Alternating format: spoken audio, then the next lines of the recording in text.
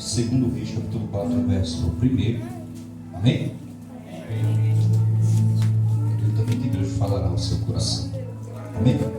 Que tem por epígrafe: Eliseu aumenta o azeite da viúva. Todos acharam? Assim, faço para achar. E uma mulher das mulheres dos filhos dos profetas clamou a Eliseu, dizendo: meu marido, teu servo, morreu, e tu sabes que o teu servo temia ao Senhor. E veio o credor a levar-me meus 2 filhos para serem servos. E Eliseu lhe disse: que te hei de eu fazer? Declara-me que é o que tens em casa. E ela disse: tua serva não tem nada em casa, senão uma botija de azeite.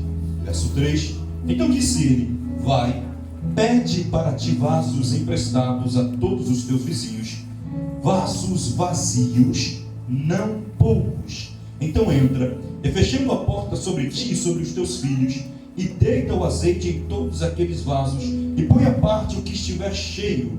Partiu, pois, dele, e fechou a porta sobre si e sobre os seus filhos. E eles lhes traziam os vasos, e ela os enchia. E sucedeu que, cheios que foram os vasos, disse ao seu filho: traze-me ainda um vaso. Porém ele disse: não há mais vaso nenhum. Então o azeite parou.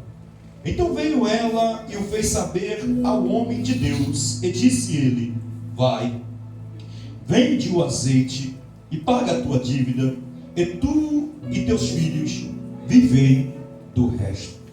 Poderia sentar. Glória a Deus.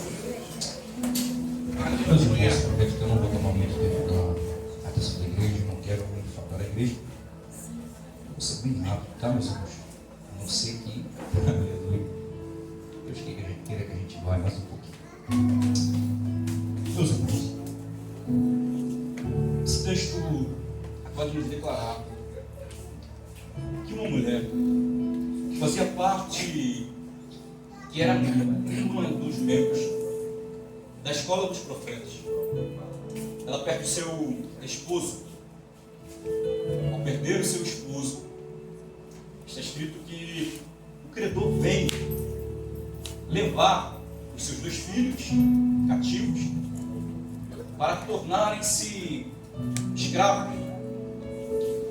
Esse homem que morre, muitos dizem que é Obadias, ele falece, e ao falecer, esse homem não deixou um carro zero, esse homem não deixou uma casa própria, talvez, esse homem não deixou muitos bens, do contrário, esse homem deixa uma dívida.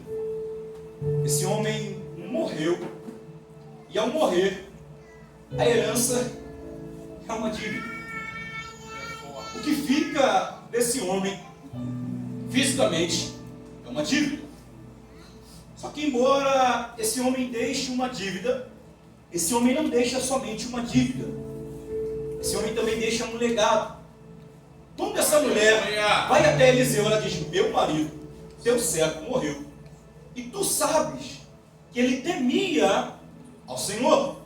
Esse homem era conhecido pelo seu temor.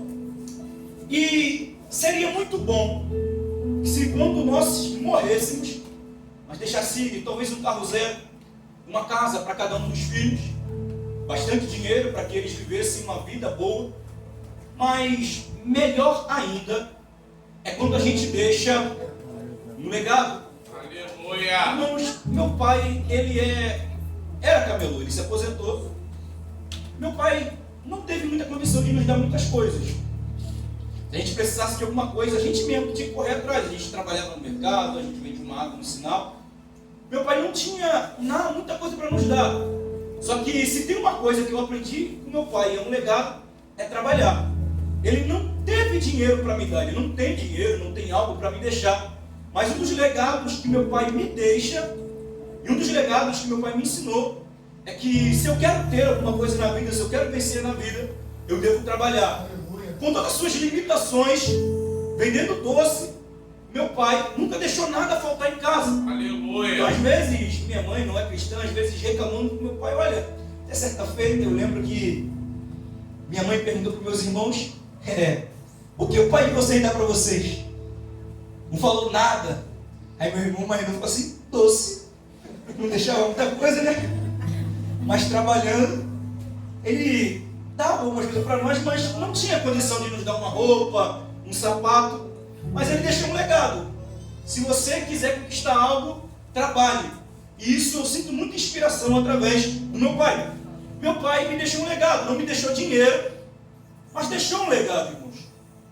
Embora muitas pessoas deixem muito dinheiro para pessoas que não brigaram, que não trabalharam por aquele dinheiro, não se esforçou por aquele dinheiro. Tem gente que mata, tem gente que está disposta a fazer qualquer coisa, mas muitos não querem assumir aquele legado. Esse homem morre, mas ele deixa um legado. Só que não é somente um legado, ele também deixa uma dívida. A dívida ficou. E essa mulher, ela não tem condição de pagar essas dívidas. Essa mulher tanto não tem condição de pagar essa dívida, que quando Eliseu pergunta a ela: o que eu posso fazer por você? Declara-me o que tu tens em casa. Ela diz: olha, a tua serva não tem nada. Isso não é uma hipérbole, ela não está exagerando para tentar causar um sentimento no coração do profeta, sabe? Ela não está tentando dizer: olha, eu perdi muita coisa. Está dizendo: a tua serva não tem nada. Imagino eu que se eu entrasse na casa dessa mulher, e vou tentar contextualizar para você entender, e procurasse uma TV Smart, eu não acharia. Procurasse uma geladeira, eu não acharia. Procurasse um sofá, ela está falando que não tem nada, eu não acharia. A tua serva não tem nada. O credor bateu na porta dessa mulher, essa mulher não tem nada para dar a ele para quitar a dívida. E o credor quer levar os filhos dessa mulher. Só que eu acho interessante que essa mulher simplesmente ela não deixa o credor levar os filhos. Ela já perdeu o marido de morte natural. Só que uma coisa que eu acho lindo nessa mulher é que ela não deixa o credor levar os filhos. Aleluia. Isso vale uma aplicação. Não deixe ninguém levar aquilo que é seu. Aleluia. Não deixe ninguém levar aquilo que Deus te deu. A Bíblia diz que os filhos são herança do Senhor. E se são herança do Senhor, foi um presente que Deus deu. Glória a Deus. E a atitude dessa mulher revela para nós que nós não podemos deixar ninguém levar aquilo que Deus nos deu. O marido morreu e a história dessa família continua através dos filhos.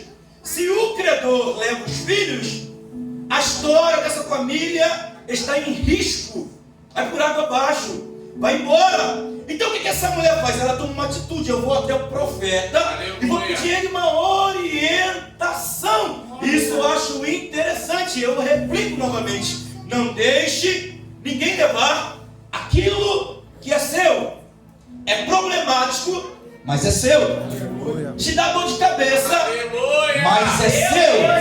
Tá nas drogas, mas é seu. Tá no pagode, mas é seu. Ai, irmãos, está lá no mundo, mas é seu. Se afastou da igreja, mas é seu. Então lá vai uma palavra: não deixa o credor levar aquilo que é seu. É seu. É problemático, mas é seu. Te entristece, mas é seu. Deus te entregou. E não deixe ninguém levar aquilo que é seu. Aleluia. Tem gente, irmãos, que sentou na sala da tristeza e vive a se lamuriar. Está vendo o credor batendo na porta a ponto de levar o filho, levar o marido, levar a esposa, e não faz nada, fica em casa sentado no sofá assistindo Netflix, pensando que assim a situação vai mudar. Mas Deus está dizendo: toma uma atitude para que o credor não leve aquilo que é seu. Aleluia. É forte, né? Não é, às vezes é problemático, mas é nosso. Dá dor de cabeça, mas é seu. Não é? Não deixa o credor levar o que é seu. Tome uma atitude, se levante. Aleluia. Se você não sabe o que fazer, vai de encontro o profeta e peça uma orientação, meu irmão. Aleluia. Um certo autor chamado Adam Clarke, ele diz que quando os credores levavam os filhos, em algumas situações, embora isso não havia um respaldo na lei mosaica, às vezes aconteciam de haver abusos, espancamentos, e coisas como essas aconteciam. E essa mulher tomou essa atitude, irmãos, de não permitir que o credor levasse aquilo que era dela. Como eu disse, os filhos são a continuidade de uma história, irmãos. Sabe? Não deixa o inimigo acabar com a tua história, não, irmãos. Não deixa o inimigo destruir a tua história, não. É a continuidade da tua história. É a tua descendência.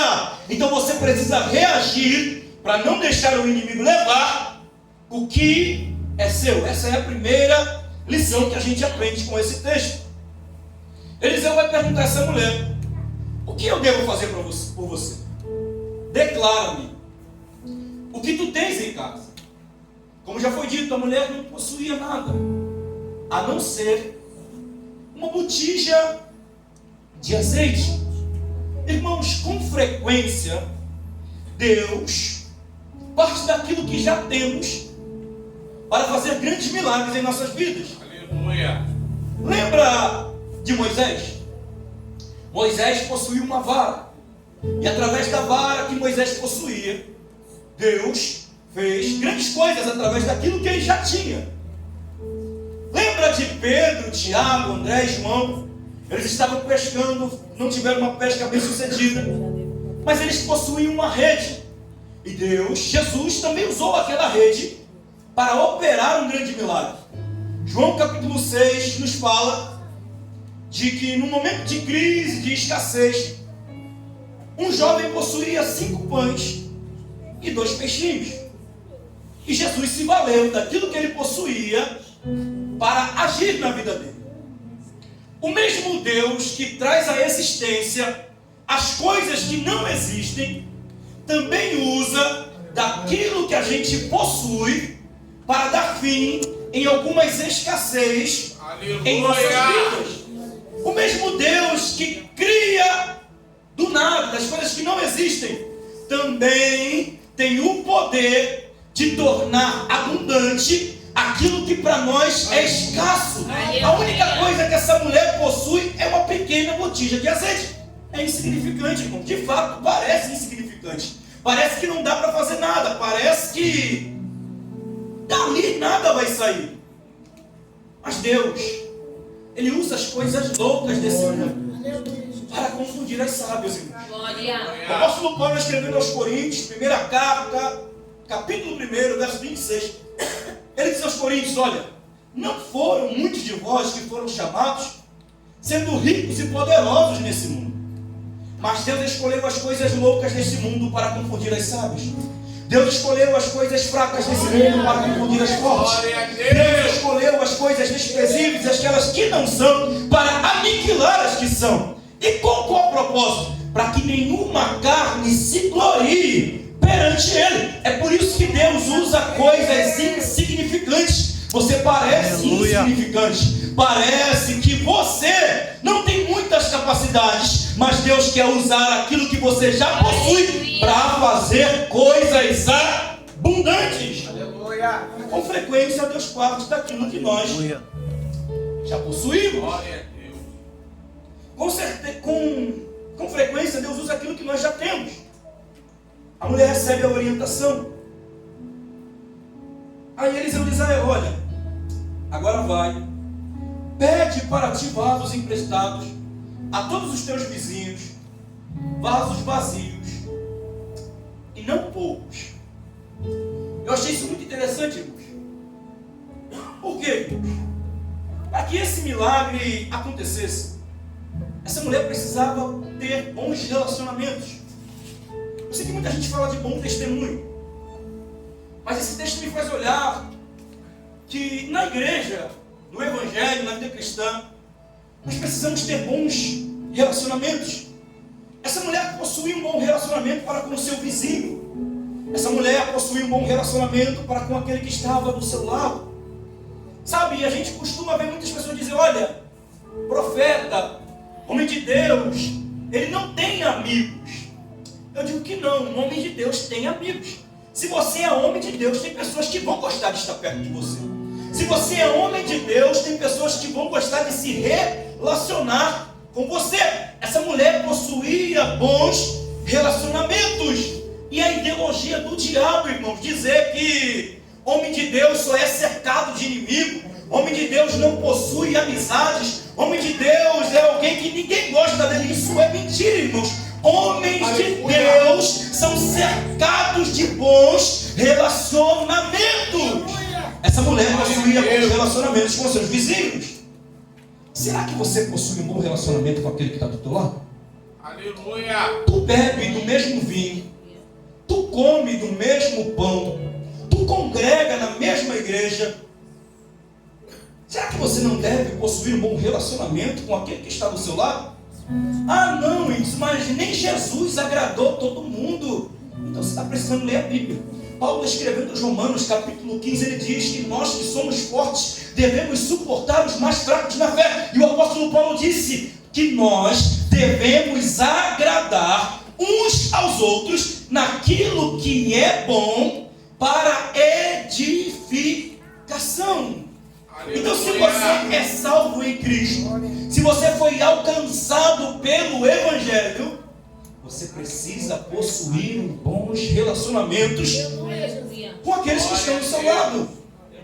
Sabe, mas a gente vive num tempo, sabe, que às vezes muitas pessoas parecem mais desconhecidos do que irmãos, inimigos do que crentes em Cristo Jesus.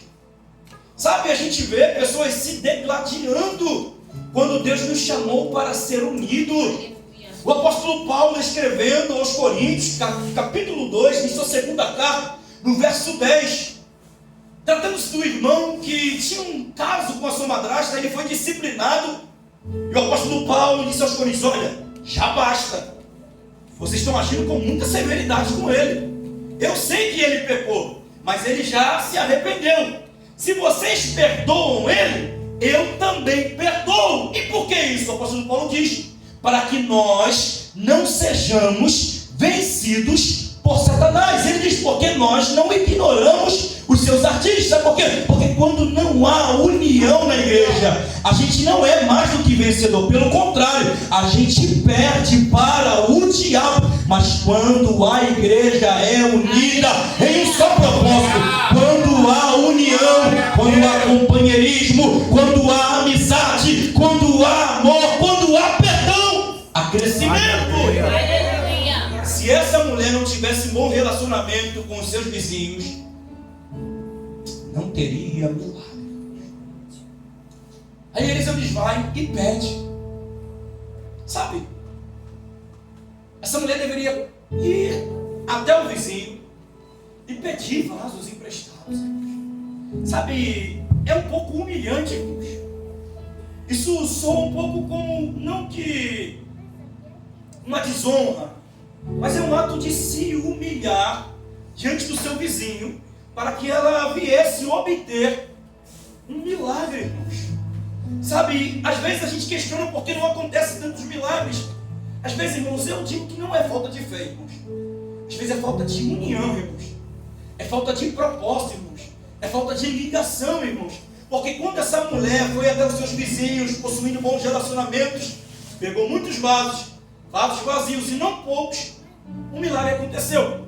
Então eu deixo mais uma lição: possua bons relacionamentos.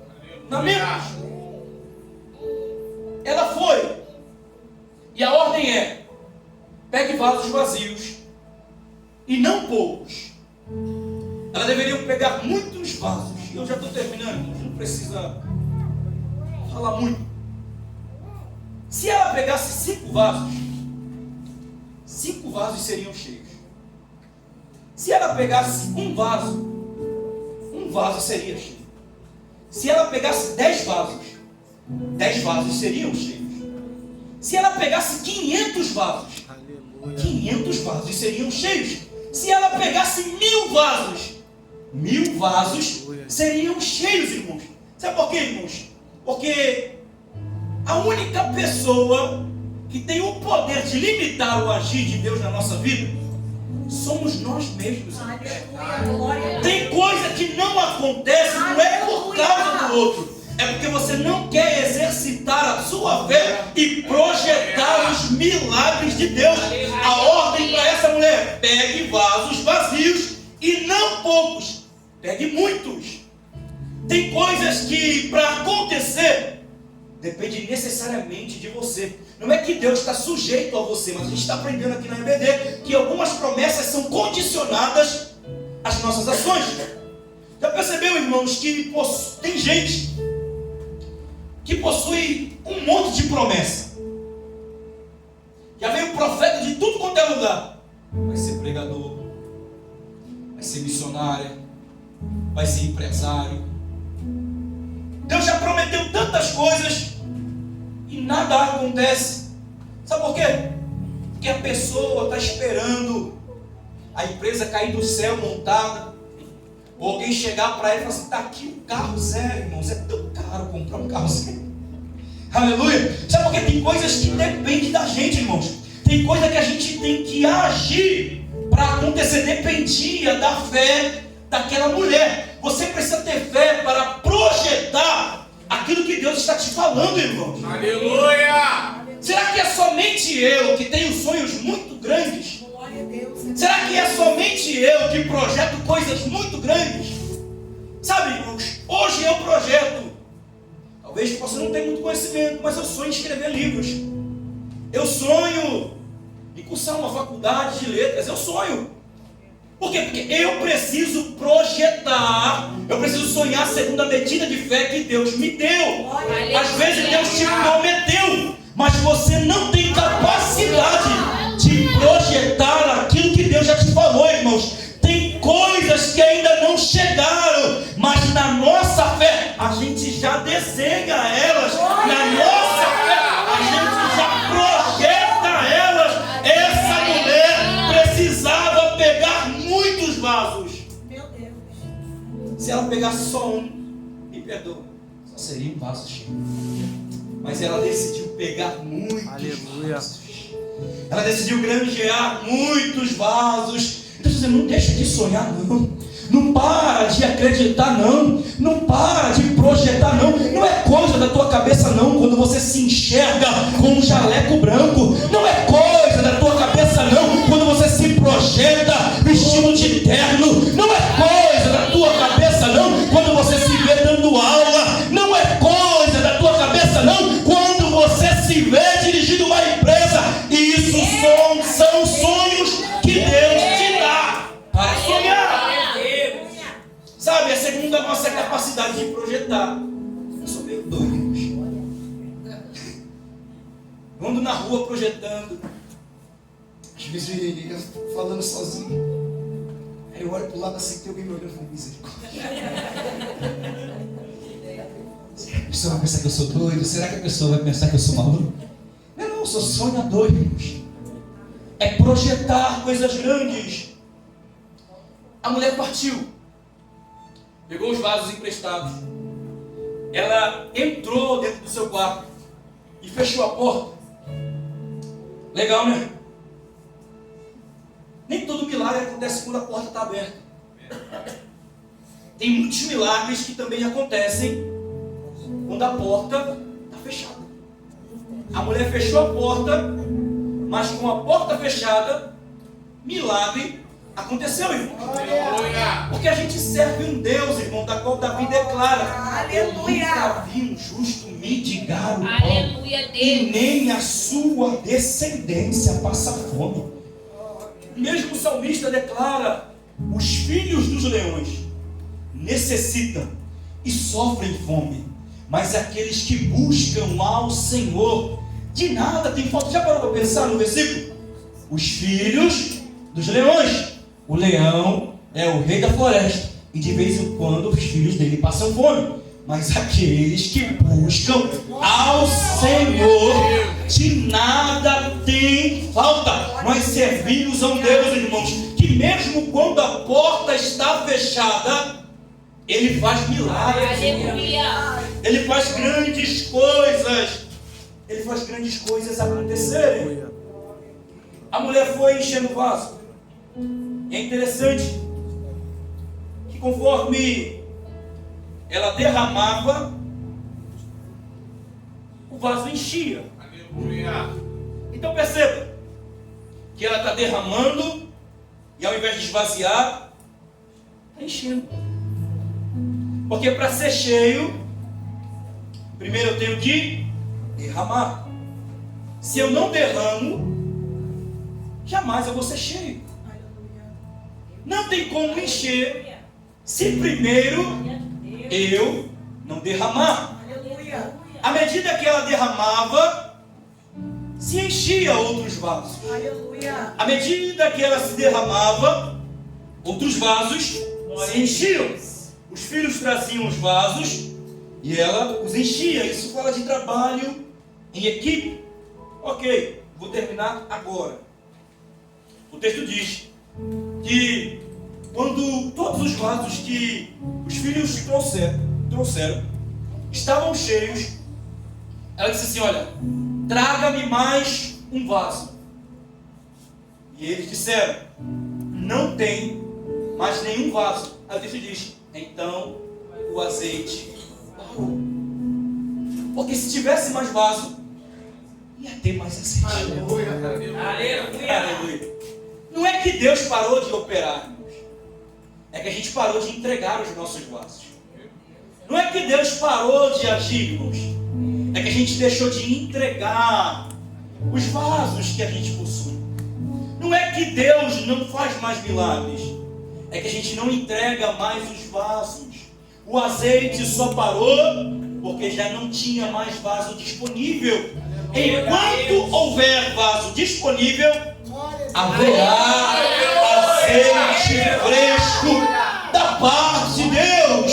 Enquanto houver vaso disponível, haverá milagres de Deus. Enquanto houver vasos disponíveis, haverá batismo com o Espírito Santo. Enquanto houver vasos disponíveis, haverá variedade de línguas. Enquanto houver vasos disponíveis, haverá profecia, haverá revelação, haverá interpretação. Mas se não tiver vaso disponível, Deus fala: então eu também me retenho, então eu também paro, então eu também fico na minha. Não é que Deus não pode mais operar.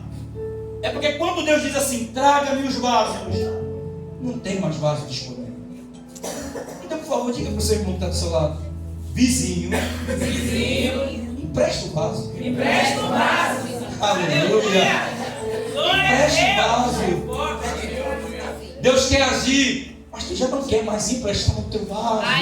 Quando Ele te chama nas línguas estranhas, Deus quer agir, mas tu não quer mais emprestar o teu vaso. Quando Ele te chama na marcha, Deus quer agir, mas tu não quer mais emprestar o teu vaso. Quando eles lêem um texto da Bíblia, lê um versículo, faz uma oração, larga esse Instagram, pelo amor de Deus, larga esse TikTok e vamos emprestar o vaso. Aleluia. Não, porque lá antigamente Deus agia. Irmãos, não que antigamente Deus não fazia coisas grandes, mas muitas dessas coisas são balélicos. Já parou para pensar que tempo era esse?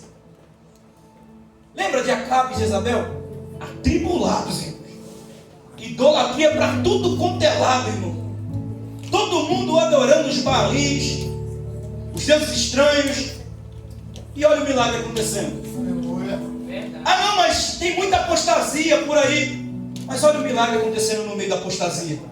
Tem muito crente falso por aí. Mas olha o milagre acontecendo num tempo de corrupção. Sabe por quê, irmãos? Porque tempo de corrupção não limita Deus de agir. O que limita Deus de agir na nossa vida, irmãos, é a nossa falta de disponibilidade para Ele. Deus disse a Jeremias: me buscareis e me achareis quando me buscares de todo o vosso coração, e serei achado de vós, diz o Senhor. Aleluia. Olha que lindo. Já estou terminando. Falei que ia terminar. Olha que lindo, irmãos. O azeite vai se multiplicar. A mulher vai até o homem de Deus. E o homem de Deus vai dizer, olha, vende o azeite, paga a tua dívida, e tu e os teus filhos vivam do resto. Já pensou se ela vai até Eliseu, tentando decretar o que Eliseu deveria fazer, o que o homem de Deus deveria fazer? Talvez o milagre não seria como o milagre foi. Se ela chega para Deus, como muitas vezes a gente diz, olha, Deus vai te dar aquilo que você pedir, do jeito que você pedir, irmãos. Se fosse assim, a gente estaria encrencado. Se essa mulher chegasse e dizer, olha, paga a minha dívida, e Deus agisse somente dessa forma, pagando só a dívida dela, a mulher pagaria a dívida, só que depois de um tempo, ela estaria devendo de novo. Por quê? Porque ela não teria condição para continuar se mantendo num tempo de crise. Mas quando ela vai até o profeta, ela vai até o profeta e só diz o que ela está passando. E o profeta dá a elas orientações. Às vezes a gente se dirige a Deus querendo determinar o que Deus tem que fazer, querendo determinar a forma que Deus quer operar. E se Deus agisse conforme às vezes a gente determina, a gente estava encrencado. Sabe, irmãos? Tiago 4,3 diz assim: pedis mal e não recebeis, porque pedis para gastar em vossos deleites. Por favor, entenda isso. Não é pedir mal e receber mal. Leia o texto. Tiago 4,3. Pedis mal e não recebeis, porque vocês pedem para gastar em vossos deleites. Eu entendo, irmãos, às vezes o que os irmãos querem expressar. É claro que quando a gente for orar, a gente não vai pedir a Deus qualquer coisa. Só que a gente pensa assim, olha, se eu pedir uma casa a Deus de um jeito meio caída, Deus vai me dar uma casa caída. Então você está dizendo que Deus é pior que tu. Porque lá em Mateus 7, no versículo 7, ali entre o 8, Jesus diz assim, olha, se vocês que são maus sabem dar boas dádivas aos vossos filhos, imagine o vosso Pai que está no céu. Jesus diz assim, olha, Lucas, se você que tem uma natureza caída, e a Thalita chega para você, ou a Maria, e diz, olha, se me dá um pão, você não vai dar uma serpente. Ou se ela te pede um peixe, você não vai dar uma pedra. Esse Jesus está dizendo, olha, qual de vocês que são maus, e o filho de vocês pedindo um pão, você lhe dará uma pedra, ou lhe pedindo um peixe, lhe dará uma serpente? Se vocês que são ruins, sabem dar coisas boas aos vossos filhos, imagine o vosso Pai que está nos céus. Já pensou que, para pensar que às vezes a gente quer uma moto num tempo, mas daqui a pouco a gente já não quer mais a moto, a gente quer o carro. Aí daqui a pouco a gente já não quer mais o carro, a gente quer a casa. Sabe, quando a gente é cheio de inquietação e o tempo todo a gente está mudando de ideia. Aí você precisa da casa e Deus te dá uma moto. Acho que seria assim? Não, irmãos. Porque Deus é poderoso para fazer as coisas muito mais abundantes do que a gente pede ou do que a gente pensa. O apóstolo Paulo disse que nós não sabemos como convém orar, mas o Espírito Santo intercede por nós. Já pensou se essa mulher chega e fala assim, ó, só quero pagar a minha dívida, e Deus agisse dessa forma, só tua dívida vai ser paga, ela continuaria devendo. Só que Deus é tão bom, eu achei isso engraçado. Aleluia. Que ao pagar a dívida, a dignidade dessa família foi preservada. Sabe por quê, irmãos? Deus é poderoso para tocar o coração do credor e dizer assim, perdoa a dívida. Só que se o credor perdoa a dívida, essa mulher não poderia andar com a cabeça erguida. Sabe por quê? Porque se for contextualizar o nome dela, a dívida pode até ter caducado depois de 5 anos. Mas toda vez que tu vai tentar comprar alguma coisa, o Serasa te acusa que você não vai conseguir. Não é? Só que Deus não perdoou a dívida dela. Deus deu a ela condição Aleluia. De pagar a dívida e seguir com a cabeça erguida. Sabe, Deus vai te dar condição, irmão, é profético, de pagar o que tu deve, irmão, para que você possa andar de cabeça erguida, para que você possa sair por aí e ninguém ficar colocando o dedo na tua cara. Ah lá, aquele que não paga o que deve. Ah lá, o devedor. Tu vai chegar lá e vai dizer, eu quero quitar essa dívida, porque Deus me deu condição. Não vai caducar não. Mas depois de vai perdoar de não. Vai ter condição de pagar aquilo que pegou. Jesus. Olha que maravilhoso, né? Coisa linda, né, irmão? Coisa forte. Aí o profeta diz: vai, vende o azeite, paga a tua dívida, tu e os teus filhos vivei do resto. Vamos interpretar o texto. Vai, vende o azeite, paga a tua dívida. A dívida é concernente ao passado. O azeite foi multiplicado no presente. Só que ele também diz: tu e os teus filhos vivei do resto. Sabe por quê, irmãos? Quando Deus faz um milagre na nossa vida, Deus repara o passado, aleluia, faz milagre no presente e nos garante o futuro. Aleluia! Deus, quando você entrega a sua vida a Ele, quando você permite que Ele faça milagre na sua vida, Ele repara o teu passado, faz milagre no teu presente e te garante um futuro.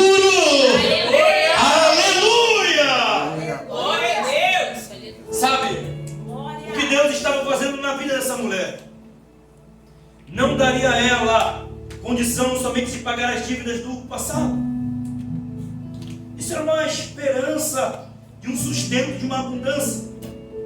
E tem um comentário aqui que me chama a atenção, destacando que Deus provê mais do que o necessário, permitindo que a comunidade familiar não apenas sobreviva, eu achei isso muito forte, mas também prospere após a crise.